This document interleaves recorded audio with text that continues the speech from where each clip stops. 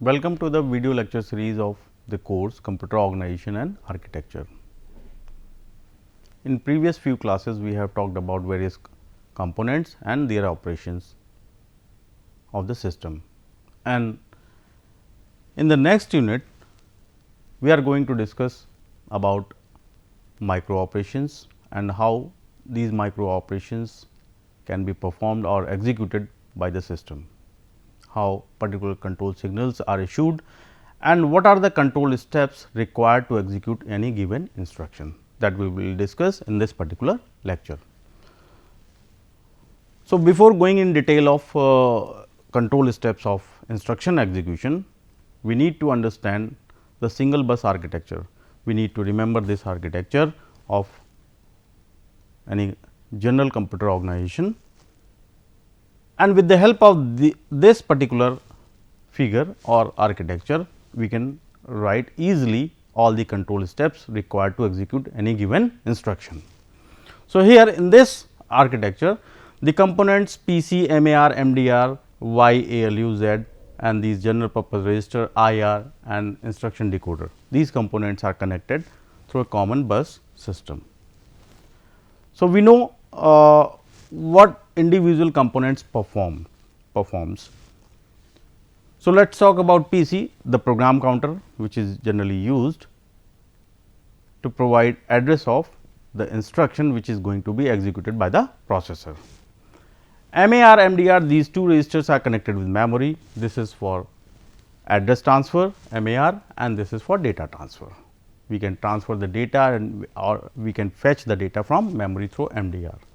These are Y and Z registers which are used for operand transfer and for the result storage, and these are ALU registers or system registers. This is your instruction decoder where we decode the instruction which is fetched through or which is stored in IR, the instruction register. The instruction is decoded here and this instruction must be stored in IR first. These are general purpose registers R0 to Rn minus 1 and this is temporary register. So, programmer can use these registers for their operation. So, these are few components you need to remember always. This is ALU which can perform various arithmetical and logical operations and shift operations. So, generally we perform 4 types of operations, that is read or write operation, or you can say memory fetch and memory store operation, and we can perform arithmetical operations, logical operations and shift operations. Generally we do these type of operations through this particular architecture. So, let us see how the fetch operation is performed. Fetch the contents of memory location pointed to by the PC.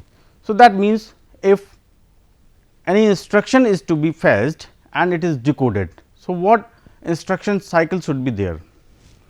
Here few steps are written. First, we require a data of PC because only PC will provide the address of instruction. If the data is a type of instruction, so PC will provide the data. So, that means this can be represented as IR equals to the content of PC. See, this double bracket simply shows it is an address.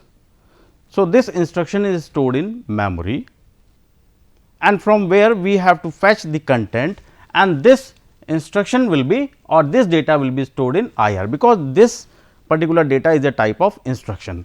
So, when we are going to fetch instruction, so we need a data transfer operation from particular location that is given in PC and that data will be transferred to the IR. And meanwhile, when this operation of fetching operation is going on, meanwhile or in parallel to that we can increment the value of PC if all the instructions are given in a sequence, particular sequence. So, PC equals to PC plus 1 or some offset value where the next instruction is stored. So, this operation will be performed and then instruction decoding operation will be performed. Once the instruction is fetched, that is decoded in instruction decoder. So, after decoding, if there is some operands are given, so we have to fetch those operands also. The computer or the system will fetch those operands, because these operands are required for particular operation. And after operand fetch, the final execution operation will be performed. So, this way instruction fetch and execution steps will take place. First instructions are fetched and the address is given in PC, and the PC will be incremented by 1 or some offset value, and this instruction will be decoded in instruction decoder, and after that if there is some operands, there is a requirement of some operands, those operands will be fetched and finally execution will take place. Again we need to remember this particular architecture, because through this architecture only we can perform the instruction execution steps or the store or fetch operation. So, this single bus will be utilized to write various control steps for different operations. Let us talk about individually the read operation and write operation. So, reading operation, that means we are going to fetch the content or data from memory. So, one component is memory involved, and this data will be transferred to some register. So, let us see, suppose the address of memory location is given in R1 register. So, R1 is having some address value, that is why it is given or shown in terms of bracket, capital brackets shows it is an address. So, how this operation will be performed?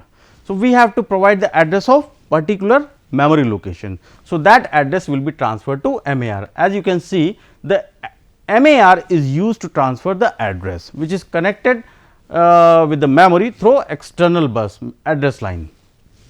So, this address is transferred first to MAR, and then the read signal will be issued by the control unit, because the operation is fetch the content from memory location whose address is given in R1 register. And as we know the memory transfer is much slower than the register transfer. So, it will take few clock cycles. So, the system will wait for some time during the fetch operation. This fetch or read operation will be performed. So, meanwhile, the wait for signal memory function complete signal will be issued. So, MFC signal means memory function complete. So, during fetch operation this signal will be issued, and after few clock cycle the operation of fetch is performed or over, the data from memory will be transferred to MDR. So, let us go with the previous figure. So, suppose here is your memory, these MAR MDR is are connected with the memory. So, MAR will provide an address, and from memory the data corresponding data will be transferred to MDR. So, whatever the data which is to be fetched or to be stored in memory, that will come through MDR only. So, after few clock cycle this fetch operation will be over and the corresponding data will be available with MDR. So, that means the data is available in MDR, and we can transfer this data to particular given register, suppose it is R2. So, what we are doing? We are simply performing R2 equals to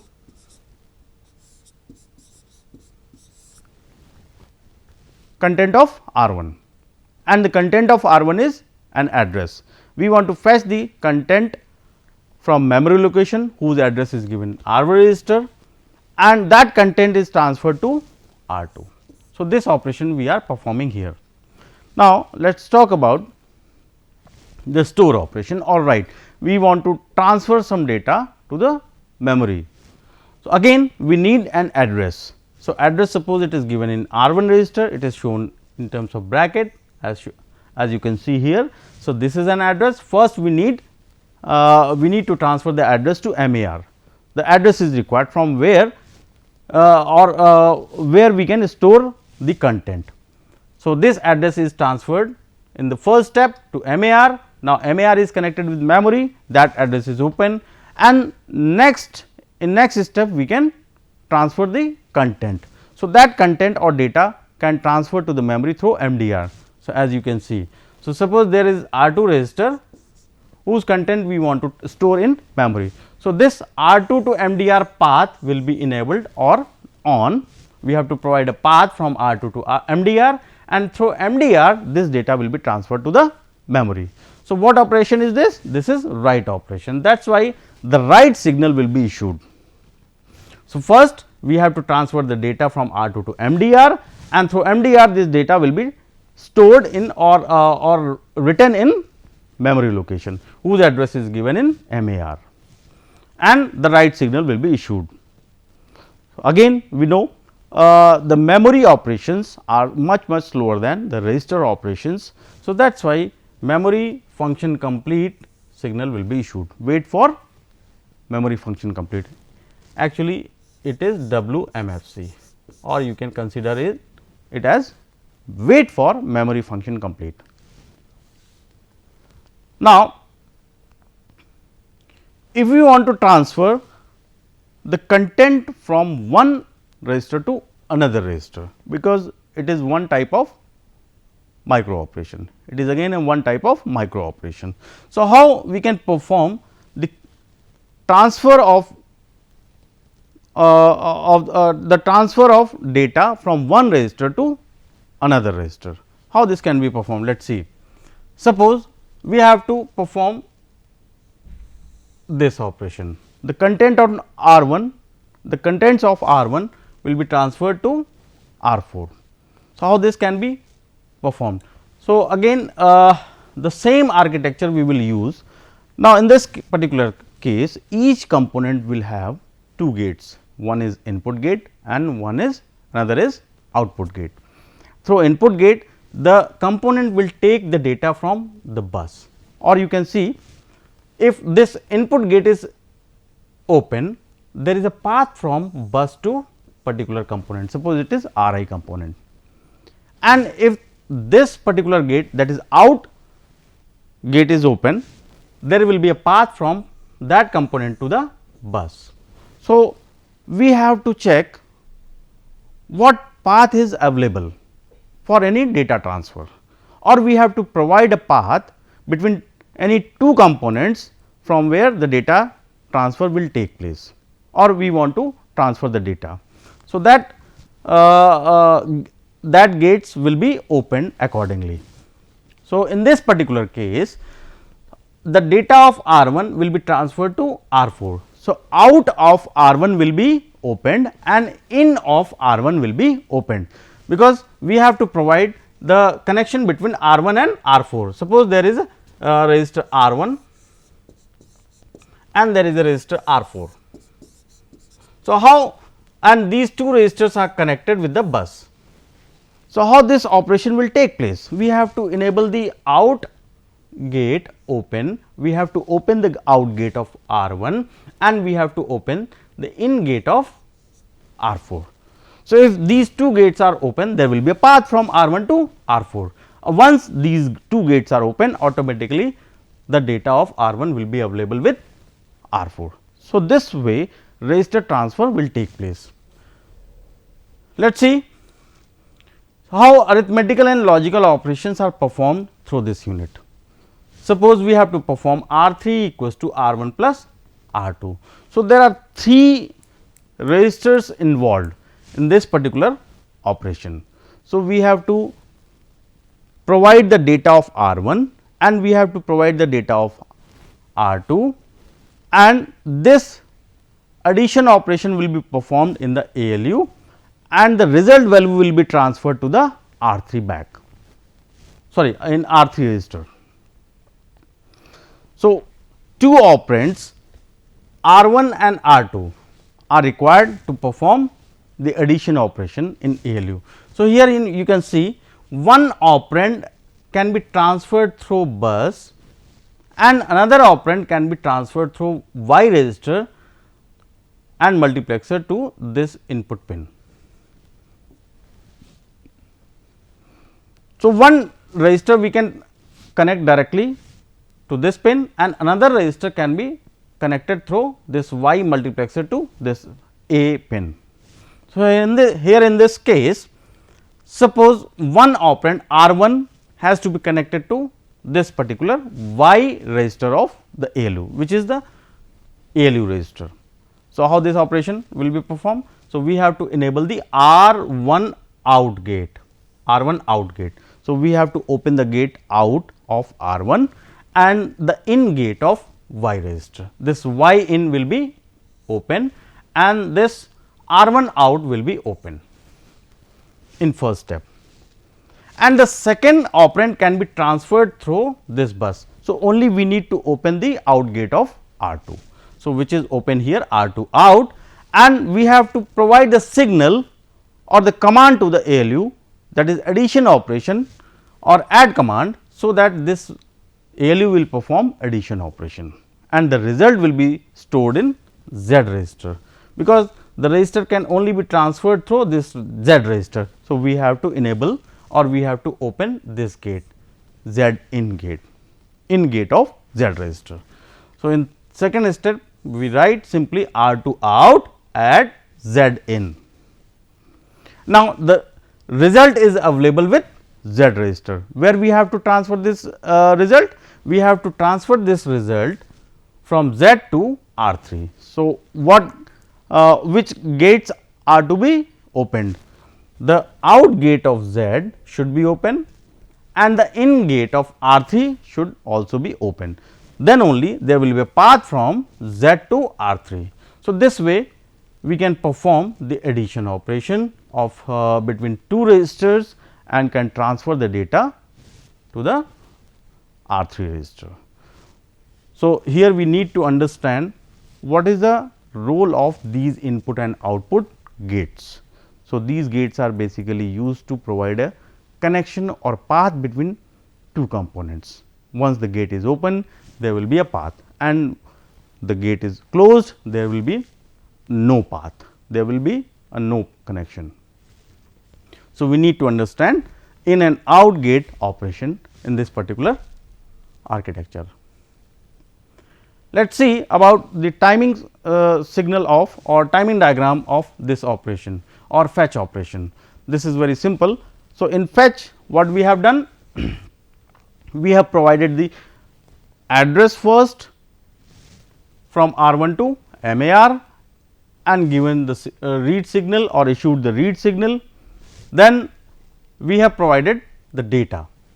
The fetch operation will take place, the fetching of data from memory, and that data will be transferred to MDR, will be fetched. After fetching, the data will be available with MDR register, and accordingly WMFC signal will be issued, and after that operation MFC or MFC signal, the data of MDR will be transferred to R2 register. So, in first case the address value will be transferred, R1 out should be enabled and MAR in should be enabled or should be open, and read signal as we have done in previous PPT. Next WMFC and MDR in, because the fetch operation is going on and the input gate of MDR should be open, then only the data of memory will be transferred or the fetch operation will take place. So, how this can be represented in terms of timing cycle? So, here you can see these are various steps, and this is the clock pulse, and you can see the first step shows R1 to MAR in, means data in terms of address is transferred to MAR. So, once MAR signal is on, the signal is high. Once the data is available with MAR or address is available with MAR, the signal is high immediately, and corresponding to that the address will be transferred. And in the first step, read signal will also be high immediately, or in parallel to that MAR, the read signal will be issued. This signal is high, and memory is going to perform some operation, reading operation. We are going to perform, or the system is going to perform reading operation. So, you can see memory read operation is going to be performed. So, after that, once this read signal is down, the memory read operation is high, the read operation is going on or fetching operation is going on, and in parallel to that MDR will be high. This gate should be enabled or open immediately, then only the data from memory to MDR will be transferred. So, MDR will be high in this case. Now, you can see after some clock cycle or few steps, as we know the memory fetch operation or memory data transfer operation is much slower, it will take few clock cycles. After few clock cycles the data is available with MDR, and memory function complete immediately is high, means once the memory transfer operation is over, the memory function complete signal will be enabled, and after some time or immediately we can transfer the data from MDR to particular register, that is R2. So, MDR out will be enabled. MDR out is enabled when we receive the memory function complete. Once we receive the memory function complete, means data is fetched completely and it is available with MDR, then we can transfer the data from MDR to R2. So, this way we can understand the timing diagram of this operation or fetch operation. We can also draw the timing signal diagram for write operation in same way. Let us we do control steps for particular instruction execution. This is a very simple instruction. We have to perform the addition of two operands, one operand is given in R1 register, another operand is given in R3, another operand is given in some location whose address is given in R3. The location is of memory. So, second operand is given in memory and we have to fetch that operand, and this address operand of that address is given in R3. So, what are the necessary steps? We have to fetch the instruction first and then we have to fetch the operand, because this is given in memory, and then we execute or addition operation we will perform, and finally, the result will be stored in R1. So, again the same architecture will be used. So, what components will be utilized to perform this operation or this instruction execution? Obviously, the instruction fetch step is first. So, PC will be required, because PC will provide the address of this instruction. You can see the steps. So, first the address is given by the PC. So, PC out gate will be opened, and where this address will be transferred? This will be transferred in MAR, because the MAR register is connected with memory where the instruction is stored. So, we are going to perform instruction fetch operation in first three steps.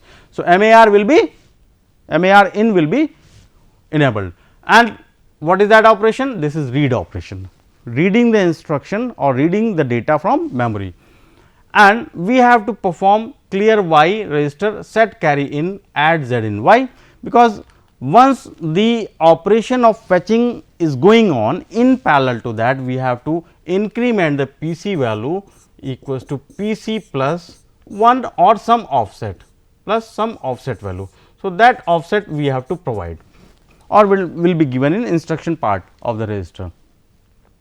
So, as we know in this case one operand will be transferred through a bus into the ALU, and another operand can be transferred through Y register. So, we have to perform PC equals to PC plus 1. So, once the PC out is enabled, so this PC out is enabled, the data of PC is available with this particular input B.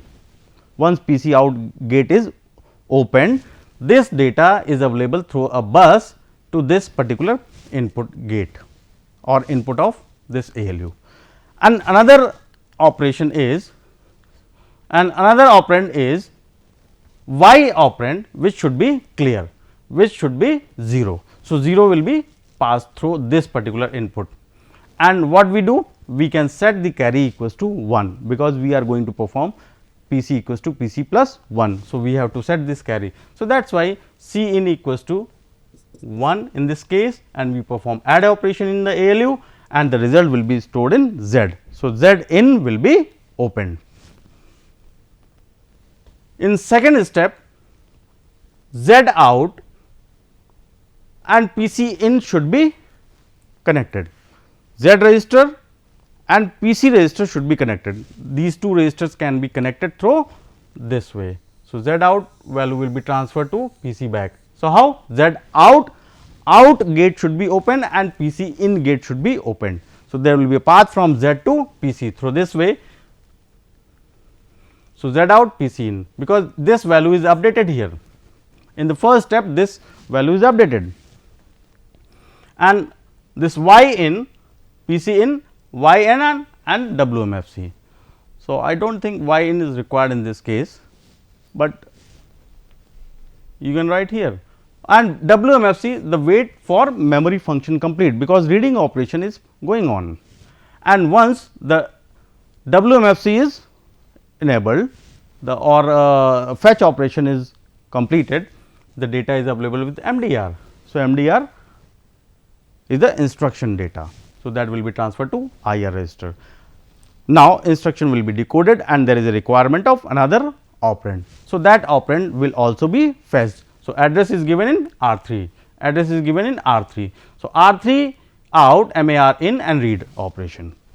In same way, we will perform the operation of fetch from the memory location whose address is given R3, and in meanwhile or in parallel to that we can transfer the second operand to the Y register here. The second operand is given in R1. So, R1 can be transferred through Y register to ALU. So, that is why R1 out and Y in, these two gates are opened and WMFC signal memory function complete. Now, the data is available with MDR that can be connected to the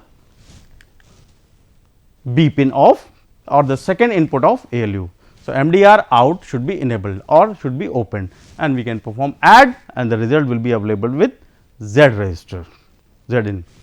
So, after that we can transfer this data to R1 register, Z out and R1 in, and finally, we will write the end signal.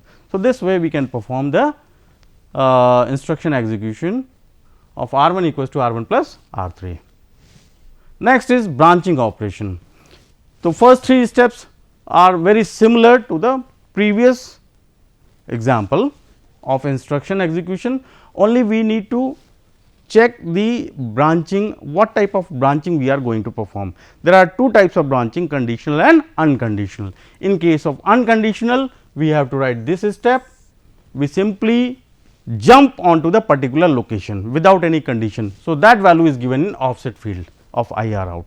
So, we simply add that value with the PC and we jump onto the particular location. In case of branching, we are jumping, and in case of conditional branching, we have to check the condition first.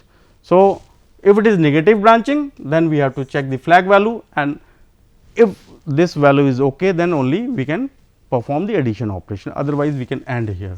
So, this way we can write the control statements for branching operation and the control steps for instruction execution. That is all about this particular lecture. Thank you.